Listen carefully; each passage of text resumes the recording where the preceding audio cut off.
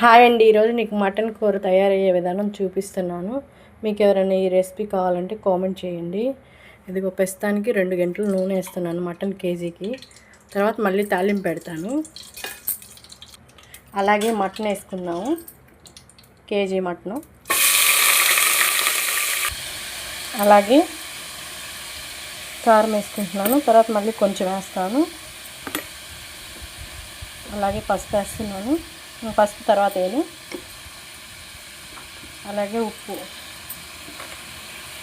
మళ్ళీ తర్వాత కొంచెం వేస్తాను.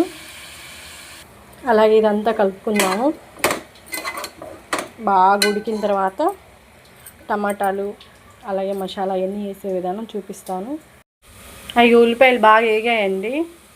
అలాగే పచ్చిమిరకాయలు కూడా వేసేసాను, బాగా వేగాయి. ఇంకా మటన్ వేసేద్దాం. అదిగోండి మటన్ వేసాను. ఇంకా మసాలాలు చెప్తాను వేసే ముందు.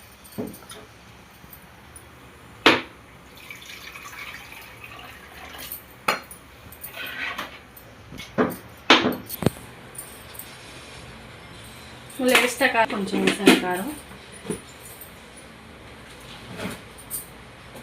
మళ్ళీ కొంచెం ఉప్పు వేస్తా.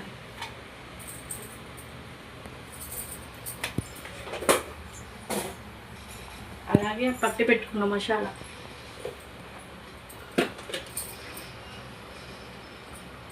మా ఇంట్లో తయారయ్యి మసాలా. పాట్ అది ఒకటి తింటారు. అలాగే కొత్తిమీర. కూర రెడీ అయిపోయిందండి, చూపించే దగ్గరికి. అంటే ఇది కూర ఉడికిన తర్వాత కొంచెం 10 నిమిషాల ముందు దించుతూ అనగా వేయాలి. ముందే వేయకూడదు, ముందే వేస్తే చిత్రం అయిపోయింది. ఓకేనా ఫ్రెండ్స్, నచ్చితే ఒక లైక్, ఒక షేరు. Ramadevi YouTube channel.